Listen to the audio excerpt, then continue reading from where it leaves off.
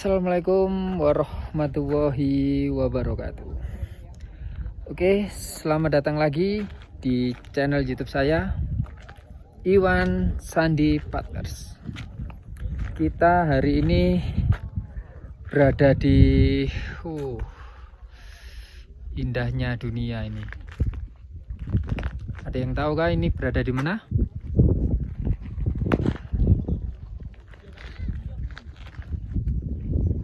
Wow, Silau. Nah, kita hari ini berada di Kawah Ijen. Nah, oke, pada hari ini saya akan sedikit mereview Kawah Ijen kayaknya ya. Soalnya luar biasa. Jadi kalau mau ke Kawah Ijen, nah ini jalan kakinya ini ya, jalan kakinya itu kurang lebih sekitar 3,4 kilo. Nah itu pun jalannya nanjak sekali jalannya. Nah ini kebetulan di sana letak, nah itu Kawah Ijennya lah. Itu di sana Kawah Ijennya ya. Karena ini saya juga tersenggah-senggah nafasnya karena sudah naik 3,4 kilo, jalannya naik dan bukan aspalan ya jalannya seperti ini. Nah, oke, sekarang kita nyantai dulu. Oke, hari ini saya akan sedikit memberikan edukasi hukum tentang sidang gaib. Nah, sebelumnya dulu itu sudah saya buat sidang gaib dan sudah pernah saya share di konten saya ini ya, di YouTube saya ini. Tapi tidak tahu kenapa kok tiba-tiba kena hak cipta. Nah itu saya juga nggak paham kena hak ciptanya di mana. Mungkin karena saya kasih soundtrack lagu mungkin ya, karena itu jadi kena hak cipta, jadi langsung saya hapus saja daripada nanti dibiarkan terus menerus buat apa juga. Nah ini sekarang saya ganti dengan video kali ini, yaitu saya akan membahas tentang cerai gaib. Nah, apa itu cerai gaib? Nah, sebelum saya lanjut, tolong di subscribe, di like, di komen, dan juga di share video saya kali ini agar orang lain yang belum tahu bisa mengetahuinya. Oke ya, akan saya bahas sedikit tentang apa itu sidang gaib. Oke, sidang gaib itu adalah suatu pengajuan gugatan, yang tidak diketahui alamat tergugatnya. Nah, itu namanya sidang gaib. Nah, jadi macam-macam sidang itu ada banyak ya. Yang pertama itu ada sidang secara normal. Nah, sidang secara normal.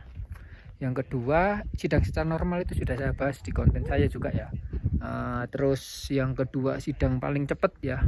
Paling cepat itu sidang first take. First take itu paling cepat. Nah, kebetulan juga sudah saya bahas di konten-konten saya sebelum ini ya. Nah, dan yang ini saya akan membahas tentang sidang gaib. Sidang yang saya rasa cukup lama penyelesaiannya dan menurut saya juga sangat tidak menguntungkan bagi pihak tergugat. Nah, oke ya, jadi gini, kalau kita mau mengajukan gugatan sidang gaib itu, nanti kan kita datang ke pengadilan bilang, Pak, saya mau gugat istri atau gugat suami. Nah, setelah itu kan ditanya, mana alamat suami atau mana alamat istri. Nah itu saya tidak tahu yang mulia alamat istri dan suami lah. Maka dari itu kalau tidak tahu, biasanya kita disuruh sebelum mendaftar ya, waktu mendaftar itu disuruh membuat surat keterangan dari kelurahan atau kecamatan tempat tinggal sebelumnya. Jadi seumpama gini, pihak tergugat itu tinggal di di Surabaya seumpama ya, di Surabaya tepatnya di Wiyung seumpama, sesuai alamat saya mungkin ya. Nah kebetulan dianya sudah nggak ada, dia sudah pergi entah tak tahu kemana dan hilang. Nah jadi kalau seperti itu kan otomatis sidangnya harus digoibkan. Karena apa? Karena tidak tahu keberadaan suami atau keberadaan istri. Nah ketika tidak tahu keberadaan suami dan atau keberadaan istri, maka pihak pengadilan itu menggoibkan sidang tersebut. Karena apa? Karena dirasa ini kalau tidak tahu terus gimana sidangnya. Nah, jadi seperti itu. Setelah nanti minta surat keterangan dari kelurahan atau kecamatan tempat tinggal terakhir suami, maka segera didaftarkan dengan syarat-syarat yang lainnya seperti buku nikah asli, KTP, KK, akte kelahiran anak, bila menggugat hak asuh anak juga, dilengkapi itu semuanya. Setelah itu didaftarkan. Nah setelah didaftarkan, setelah sidang pertama nanti kita dikasih waktu sekitar 4 bulan ya untuk sidang berikutnya. Karena apa? Karena ini sidang gaib, maka pihak pengadilan itu mengumumkan ke semua pengadilan yang ada di Indonesia agar yang bersangkutan ini, atas nama yang bersangkutan ini bisa hadir atau bisa setidaknya itu lapor. Pak, ini ada laporan dari pihak pengadilan, kan menginformasikan ke seluruh pengadilan. Nah kebetulan ada nih tergugatnya, loh ini kok saya digugat. Nah bisa lapor ke pengadilan itu, nanti diteruskan ke pengadilan tempat penggugat itu menggugat. Nah jadi seperti itu. Nah itu tadi kilasan sedikit tentang apa itu sidang gaib ya. Nah kalau kepingin tahu lebih dalamnya lagi ya bisa WA saya atau bisa langsung di komen di YouTube saya ini atau di Instagram saya juga ada Instagram @iwan_sandi_partners, atau di TikTok juga ya, ada Iwan Sandi Pangarso 4, itu TikTok saya. Nah di situ bisa di komen, bisa di follow juga ya. Tuh mungkin penjelasan saya tentang sidang gaib cukup seperti itu ya, karena sidang gaib itu adalah sidang yang tidak diketahui keberadaan pihak tergugat. Udah, itu aja intinya.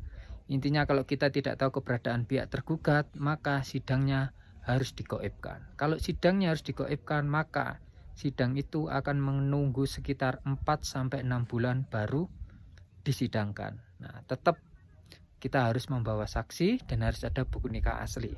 Syaratnya tetap sama semuanya seperti pengajuan gugatan-gugatan yang first take maupun sidang gugatan cerai biasa, syaratnya sama, cuman ada tambahan keterangan dari kelurahan kalau pihak tergugat sudah tidak berada di tempat selama kurang lebih 2-3 tahun.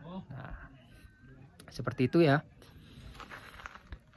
Oke, sebelum saya akhiri video saya kali ini, nah ini yang belum tahu Kawah Ijen kayaknya harus dicoba dan recommended ke sini karena tempatnya bagus ya. Tapi perjalanannya luar biasa. Kalau dari Surabaya, saya dari Surabaya ke sini tadi sekitar 7 jaman nyampe sini. Setelah itu naik menuju ke Kawah Ijennya, ini naik ini sekitar jalan kaki 1 jam lebih lah, 1,5 jam lah kurang lebih. Nah seperti itu ya, ini penampakannya. Nah mungkin agak silau ya karena di sini pagi, ini sekitar kurang lebih jam 6:30 ini. Nah itu kawannya.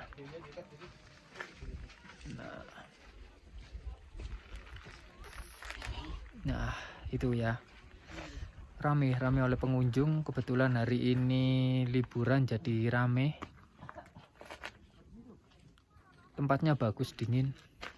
Bayarnya juga nggak seberapa mahal ya, cuman jalannya yang menghabiskan banyak tenaga ini. Kalau yang belum pernah kesini silahkan dicoba. Ini tempat ikon Jawa Timur juga ya, karena selain Bromo sini juga bagus tempatnya, keren kalau dibuat foto-foto. Nah, apalagi dibuat konten ini.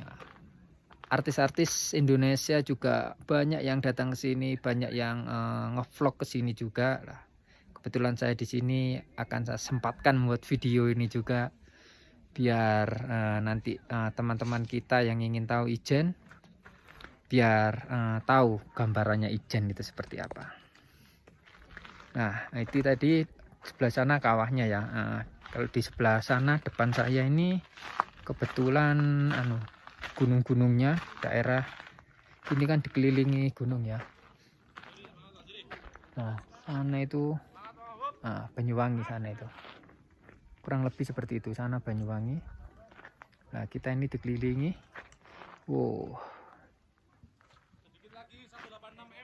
dikelilingi gunung seperti ini, luar biasa ya ini ya. Kayaknya yang di luar Jawa Timur pasti menginginkan untuk ke Kawah Ijen ini juga kayaknya. Tempatnya bersih juga, banyak tempat buat makan juga di sini ya. Toilet juga ada, semuanya lengkap. Nah,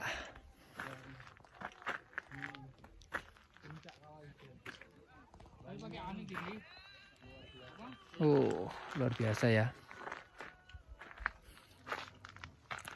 Udah ya, gambaran dari Kawah Ijen seperti ini, dan juga keterangan dari sidang gaib itu tadi yang seperti saya uraikan tadi ya, kurang lebih seperti itu. Nah, ini berada di kawahnya ini, luar biasa ini, itu, keren, keren ini.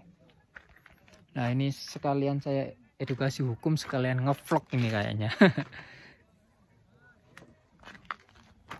Ya, keren banget.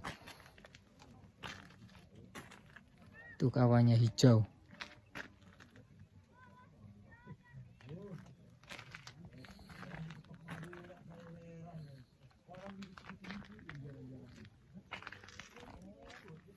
Udah ya, saya akhiri video saya kali ini.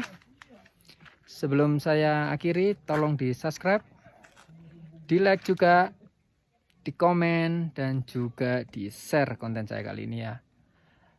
Akhir kata, wassalamualaikum warahmatullahi wabarakatuh.